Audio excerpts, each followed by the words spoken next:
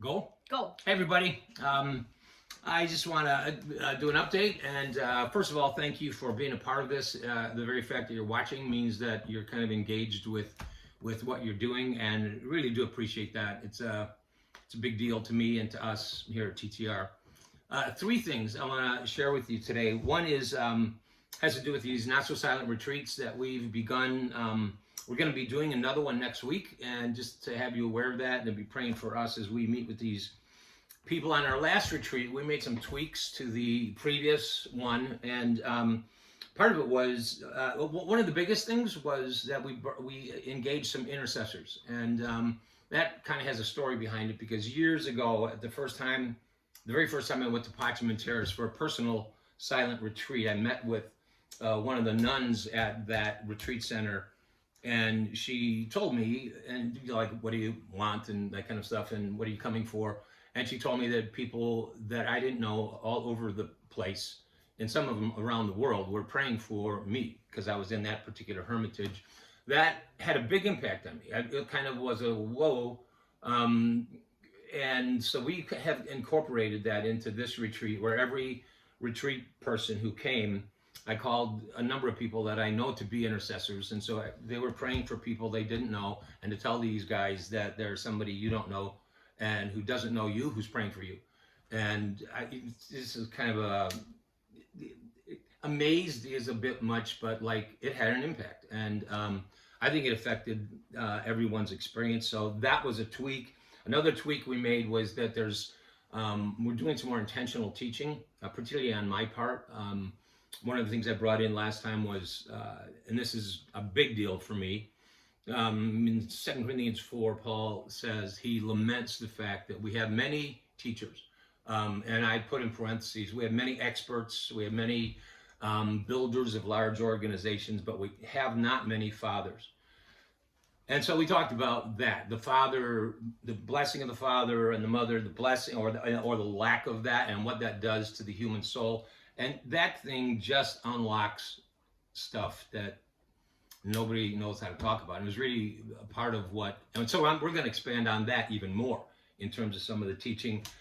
We've expanded a bit beyond pastors. At the last retreat, we had pastors. There were a couple of former pastors, and the former pastor, there was some pain involved in that.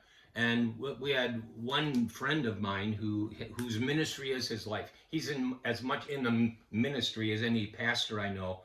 And the blend of that was wonderful. And I do have a particular focus and heart for pastors, but it's expanding beyond that. So I just wanted you to know that as well. At a ministry time, the biggest things happen around the fire at night, when we don't do so much teaching in the final session every night. There's like 3, Monday, Tuesday, Wednesday. On the third Wednesday night, we went to 1 a.m. praying for these guys, and it's just a lot of snot crying, stuff like that. Stuff.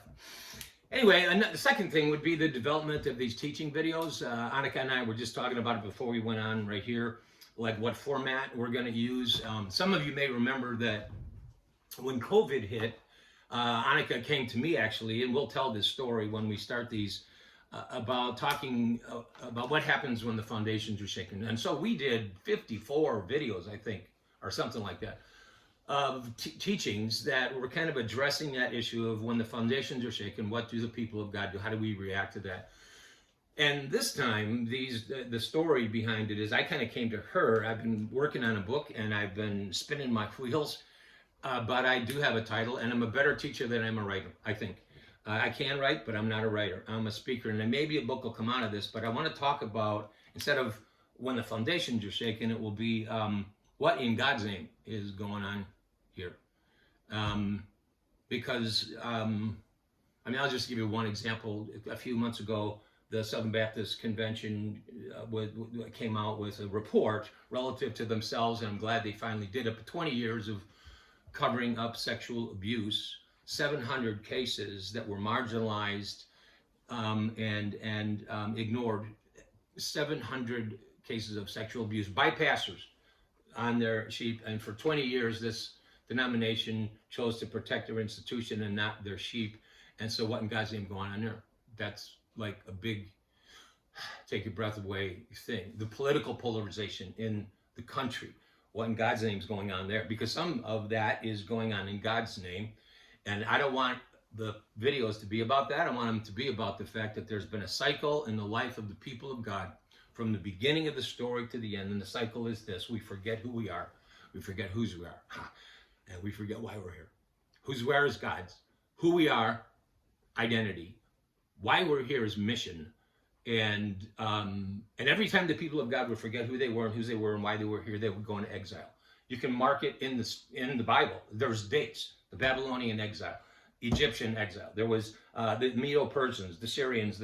In Jesus' day, it was the Romans. The people of God were in exile, and every time they did that, the prophets would arise and start screaming, blow a trumpet in Zion. Joel 2, blow a trumpet in Zion, call a solemn assembly, get everybody back. We need to remember where mission, identity. And so what I want to do is dive into that overall arching theme with teachings on who we are and why we're here and whose we are and that kind of stuff. So pray with us about how we format it, and even, I have a lot of stuff around that. So, and I think that's worth doing. The last thing is that I forget sometimes all of what I'm doing. I think about the retreat, because we're kind of really honing in on these retreats maybe once a month, and even the development of these teachings. But I speak places, and I kind of don't, it doesn't count or something for me, so I don't tell you, but every other Wednesday, twice a month, I'm working with this organization called Cherith Analytics, and that sounds, I don't know what it sounds like, but they're a missionary organization that ministers to pastors in China. And it's taken me a while to get my head around who they actually are, but they develop technologies. These are brilliant people, and they're Chinese, most of them, on this talk that I do twice a month. And they talk about getting information over the wall in China to pastors and churches, and to do it in ways that doesn't put them in danger, and that they won't be in danger. And talking to them twice a month is an amazing thing. And then they pray. And so I do that. And also, next month, Bonnie and I are going back to Ireland. And some of you know the story, but 23 years ago, I was asked to speak at a thing called Mandate. And it was the Irish version of Promise Keepers. And I had no idea how they knew me to ask me, and I never got that thing answered. But there was this church that said, as long as you're here, would you come and speak here at this church called Newton Breeder Baptist Church 23 years ago.